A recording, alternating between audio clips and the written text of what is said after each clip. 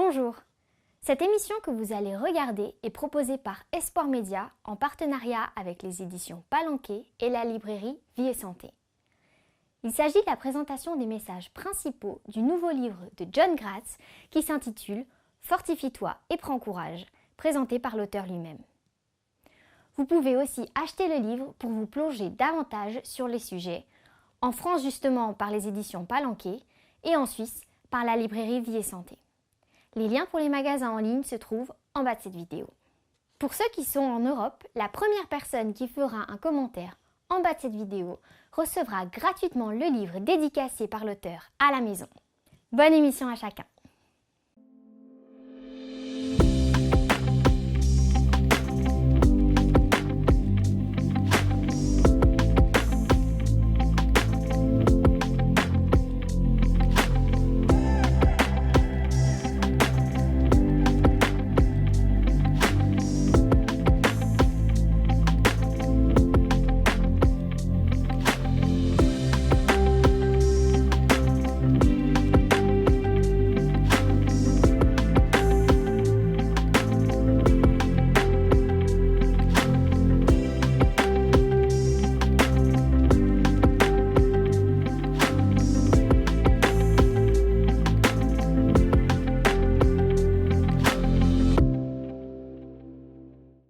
Je viens bientôt. C'est une promesse, la plus belle des promesses. Mais question, quand est-ce bientôt? Dans 6 mois? Dans 1 an? Dans 10 ans? Dans 100 ans? Dans 1000 ans? Pour les chrétiens, Pâques, c'est la croix, suivie de la résurrection, puis de l'ascension. Des événements qui tous sont porteurs de la promesse de son retour. Prenons l'exemple de Noël. Noël, c'est la crèche et le rappel de la venue du Messie. Mais on oublie parfois que Noël est aussi la promesse de son retour. Il reviendra comme il l'a promis. Celui qui atteste ces choses dit, et je cite la Bible, « Oui, je viens bientôt ». Bientôt. On dit que pendant des siècles, les Juifs qui se rencontraient et qui n'avaient pas le droit d'aller prier à Jérusalem s'encourageaient par ces mots « l'année prochaine à Jérusalem ». Les chrétiens, eux, se saluaient en disant « Maranatha », ce qui signifie « Viens Seigneur Jésus ». Une expression d'origine araméenne qui faisait aussi partie de la liturgie des cultes. Maranatha, viens Seigneur Jésus. On dit que le terme Maranatha était aussi utilisé comme un code secret. Dans un contexte de persécution, cela permettait aux chrétiens de s'identifier sans attirer l'attention des païens. Maranatha, Maranatha, tiens, il est chrétien. Tiens, elle est chrétienne. Maranatha était en même temps un très beau témoignage de leur espérance. Je viens bientôt. Bientôt. Mais c'est quand bientôt? C'est quand bientôt? C'était bientôt il y a 2000 ans. Et aujourd'hui, c'est encore bientôt. 2000 ans plus tard, c'est toujours bientôt. On ne peut pas ignorer cette question. Est-ce que le mot « bientôt » tient toujours la route aujourd'hui? Est-ce qu'il tient l'épreuve du temps? Est-il finalement approprié? C'est tellement vrai que ce mot « bientôt » ouvre la porte au doute. Quand on ne connaît pas la réponse à une question, par exemple, ou que cette question nous fatigue à force d'être posée, alors qu'est-ce qu'on fait? On répond avec le sourire « bientôt ». Papa, quand est-ce que tu vas m'acheter une voiture? Bientôt, mon enfant. On dit bientôt car on ne veut pas décevoir et parce qu'on ne sait pas vraiment si on aura les moyens d'acheter la voiture à l'enfant. Et malgré tout, on ne veut pas dire jamais. Alors on dit bientôt, parce que bientôt, c'est bientôt. Mais ce n'est pas précis. Avant d'être arrêté, Jésus annonce son retour. Un retour soudain qui marque la fin du monde en même temps. Le retour de Jésus correspond aussi avec la fin du monde. Il décrit un événement extraordinaire, un triomphe glorieux, mais qui sera précédé, malheureusement, de persécutions et de catastrophes. Il souligne également sa soudaineté et il exhorte ses disciples à veiller, veillez et priez, car vous ne savez ni le jour ni l'heure. Le Seigneur insiste sur une attente qui, comme raconté dans les paraboles des 10 vierges et dans d'autres paraboles, se prolonge. Une attente qui se prolonge et qui se prolonge encore et qui finalement, dans le cas de la parabole des 10 vierges, conduit au sommeil de ceux qui l'attendent. Lorsque les évangiles ont été écrits, les apôtres et les disciples croyaient au retour imminent du Seigneur. Matthieu, d'ailleurs, y consacre 2 chapitres. C'est également le cas à l'époque de Paul. Dans sa première lettre aux chrétiens de Thessalonique, Paul mentionne la résurrection des morts qu'il situe au retour du Christ. Et Paul écrit « Ensuite, nous, les vivants, qui serons restés, nous serons tous ensemble enlevés avec eux sur les nuées. » Nous, les vivants. Donc, au moment où il écrit, il pense qu'il sera parmi les vivants. Mais il souligne le fait que ce jour viendra comme un voleur. Cette lettre a poussé un certain nombre de croyants à Thessalonique, des croyants qui recevaient la lettre, à penser que Jésus allait revenir immédiatement. Alors Paul doit remettre les choses en place. Et il le fait dans une deuxième lettre, la deuxième lettre de Paul aux Thessaloniciens. Premièrement, c'est ce qu'il dit, c'est ce qu'il écrit. Pour ce qui concerne l'avènement de notre Seigneur Jésus-Christ et notre réunion avec lui, nous vous prions, frères, de ne pas vous laisser facilement ébranler dans votre bon sens. Oui, c'est important, ce bon sens. Je crois que la foi, c'est aussi du bon sens. Ce n'est pas seulement de la foi comme ça, pure, primaire même parfois, c'est aussi du bon sens. On ne met pas son intelligence de côté quand on croit. Alors il dit aussi de ne pas vous laisser troubler, soit par quelques inspirations, soit par quelques paroles ou par quelques lettres qu'on dirait venir de nous, c'est-à-dire de moi, Paul, comme si le jour du Seigneur était déjà là. Et il ajoute la description des événements annoncés par Jésus et qui doivent arriver avant sa seconde venue. Vous voyez, Jésus avait parlé des signes des temps. Alors Paul fait référence à ces signes des temps qui doivent arriver avant le retour du Christ. Et le troisième point, c'est que personne ne vous séduise d'aucune manière, je cite toujours, car il faut que l'apostasie soit arrivée auparavant et qu'on ait vu paraître l'homme du péché, le fils de la perdition, l'adversaire qui s'élève au-dessus de tout ce qu'on appelle Dieu ou de ce qu'on adore, jusqu'à s'asseoir dans le temple de Dieu, se proclamant lui-même Dieu. Fin de citation. Oui, alors, le Seigneur revient bientôt, mais avant sa venue, certaines choses doivent se passer. Un peu comme une naissance. En soi, une naissance, c'est un très bon événement, c'est une bonne nouvelle, et c'est une bonne nouvelle aussi qui s'accompagne de souffrance.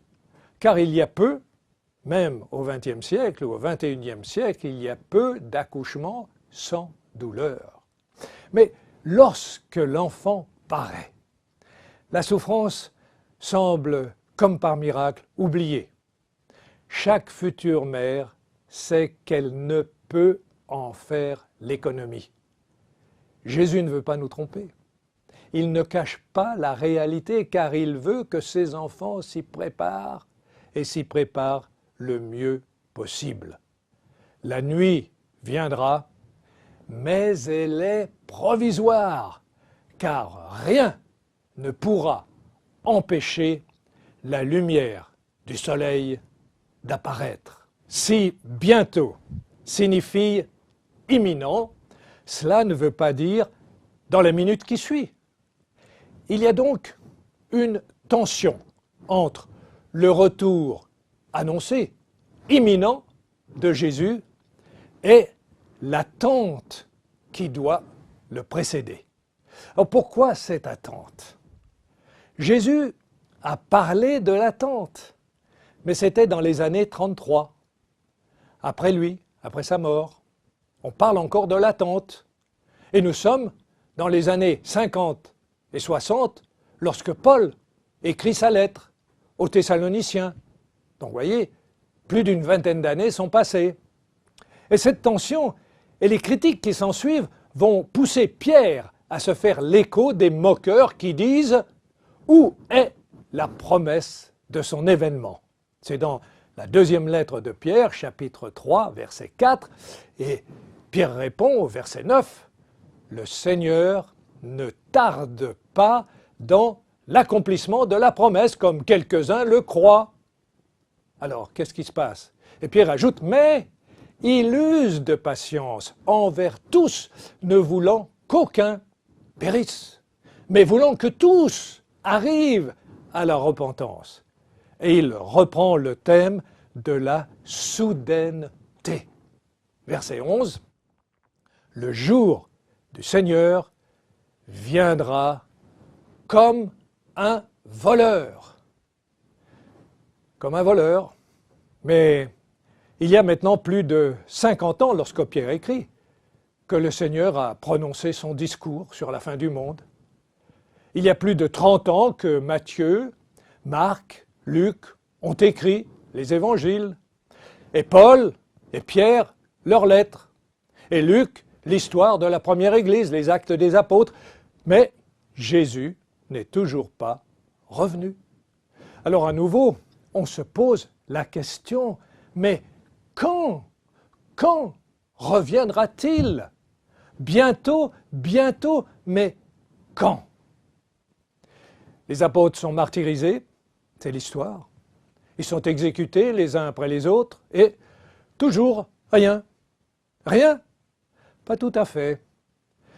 Pourquoi? Parce qu'une partie des prophéties de Jésus se réalise. Par exemple, Jérusalem et le temple sont détruits. Le malheur s'abat sur le peuple juif. Le Seigneur est à la porte, c'est certain, mais il n'entre pas. Les premiers chrétiens sont persécutés, mais ils demeurent fidèles, et le Seigneur n'est toujours pas de retour.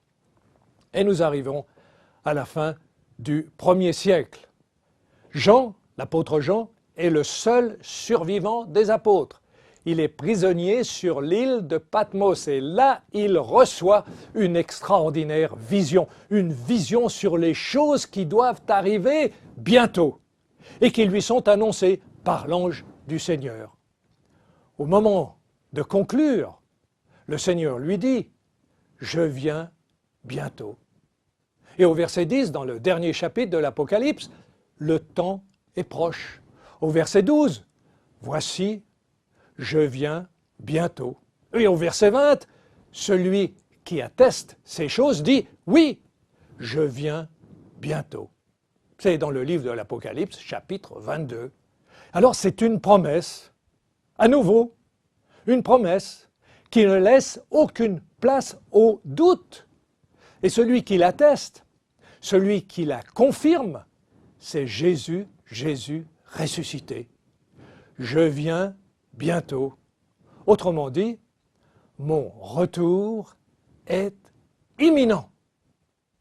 Bientôt, imminent, Mais voilà, il y a plus de 1900 ans que cette promesse a été faite.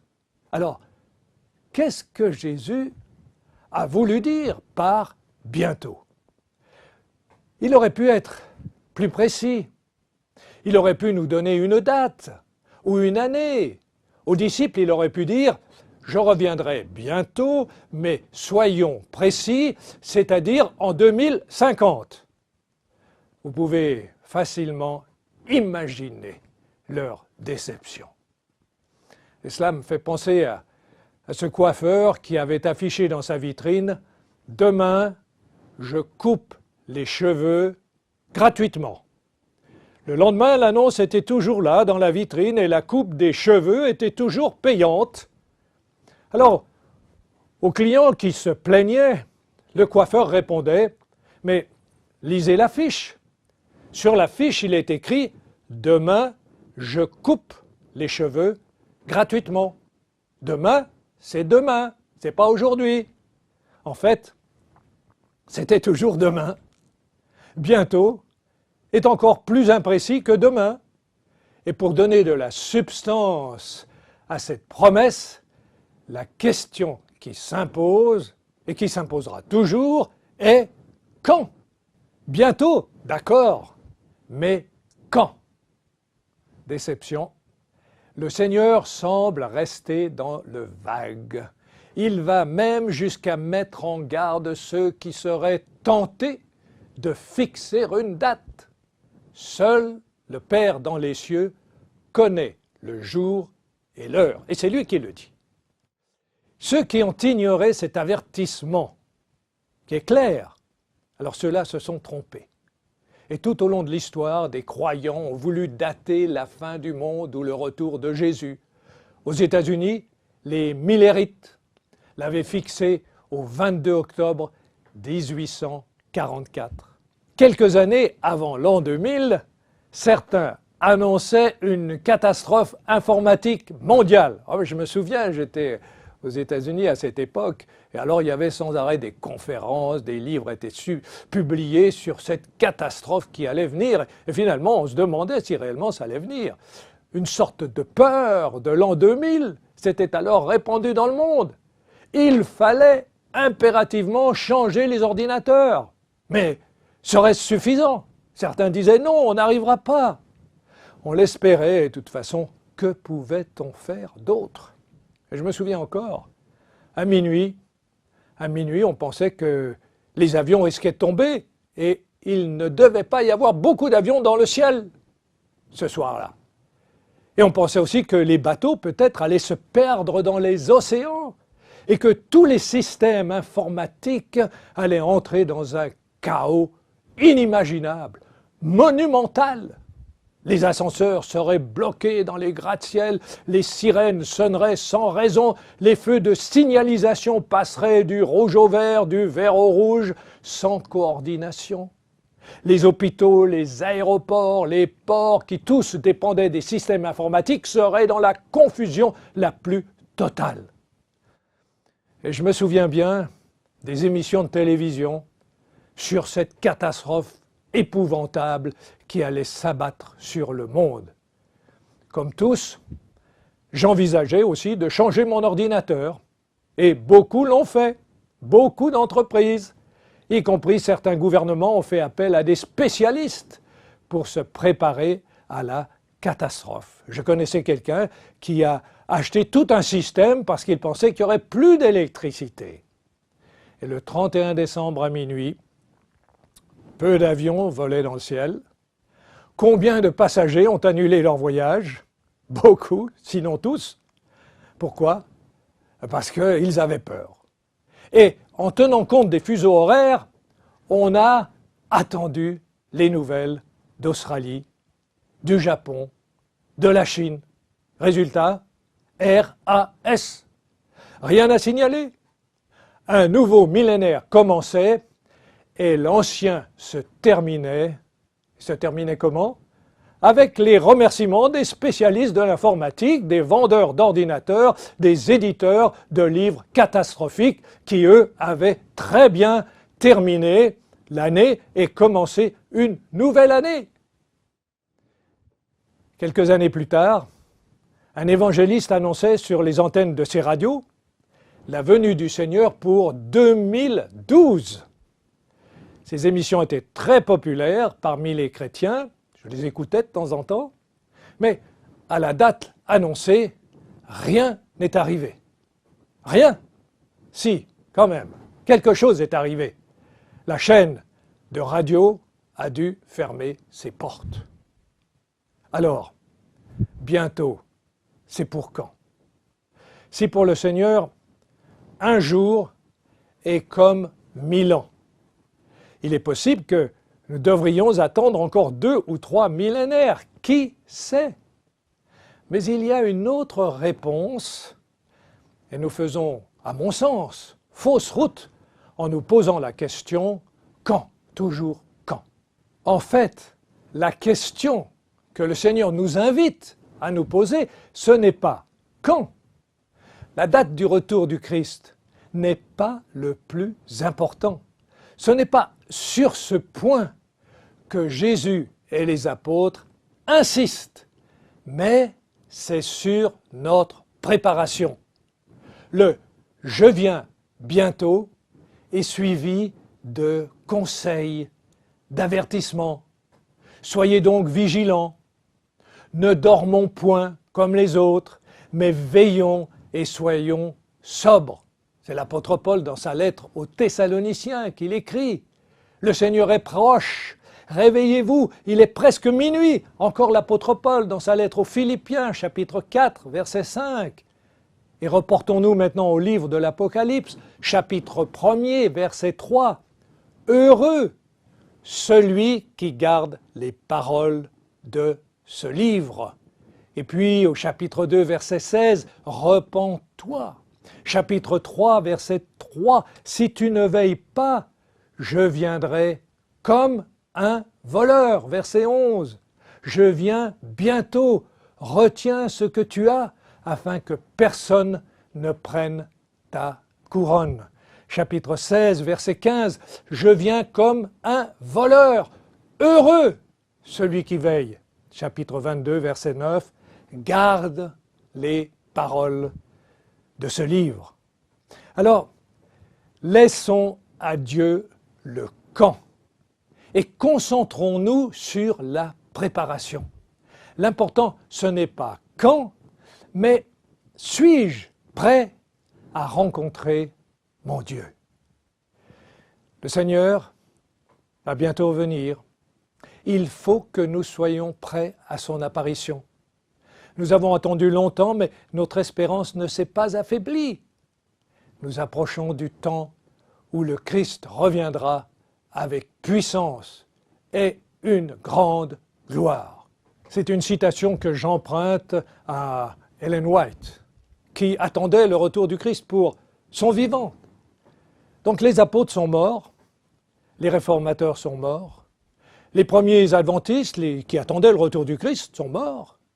Et il est possible que la plupart d'entre nous mourront avant la venue du Seigneur. Qui sait? Mais est-ce que cela veut dire que Jésus ne reviendra pas? Non, non. Il reviendra. Pourquoi? Car c'est une promesse. C'est sa promesse.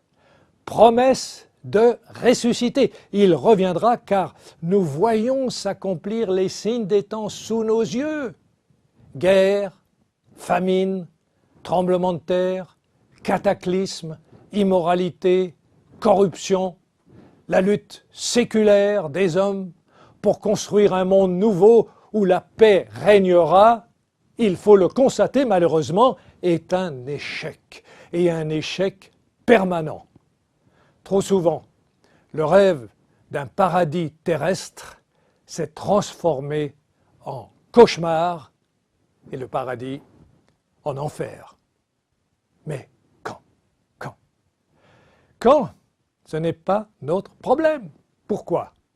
Car nous savons qu'à l'instant conscient qui suivra notre mort, nous assisterons au spectacle extraordinaire du retour de Jésus. Il sera entouré de millions d'anges. Nous assisterons au spectacle extraordinaire de la résurrection. Nous retrouverons ceux que nous aimons et qui sont morts dans l'espérance de son retour. Quand? Pour nous, ce peut être aujourd'hui, demain, dans 1 an, dans 10 ans, dans 20 ans, dans 50 ans, alors peu importe. Par contre, ce qui est important, c'est qu'il faut être prêt. Et voilà pourquoi cette promesse du Christ doit faire de nous des croyants optimistes, joyeux, confiants en l'avenir. Je me souviens, une de mes tantes de Genève avait l'habitude de dire qu'un chrétien triste est un triste chrétien. Ça semble être une contradiction, car même si le présent ne nous est pas favorable, si le présent est difficile, l'avenir est à nous. On raconte que l'empereur Néron, regardant le corps des chrétiens morts sous la torture, s'étonnait. Il s'étonnait de voir une expression de paix sur leur visage. Et Paul, qui a connu tant de persécutions, Paul écrit « Soyez joyeux à cause de votre espérance, soyez patients dans la détresse, priez avec fidélité. » Le Seigneur nous dit « Je viens bientôt ». Nous répondons « Amen », c'est-à-dire « Qu'il en soit ainsi, ainsi soit-il ». Et avec joie, parce que nous sommes prêts, toujours prêts, nous répondons « Viens ». Viens Seigneur Jésus, viens le plus tôt possible. Maranatha, viens Seigneur Jésus. Et maintenant, 3 points pour essayer de résumer ce message, 3 points pour être pratiques. Premièrement, prendre soin de ne pas se laisser abuser et manipuler par ceux qui annoncent la date du retour de Jésus. Deuxième point, ne pas laisser la voix et les arguments des moqueurs remettre en cause le message du Seigneur au sujet de son retour. Et puis, troisième point, être prêt chaque jour à rencontrer Jésus comme s'il revenait aujourd'hui.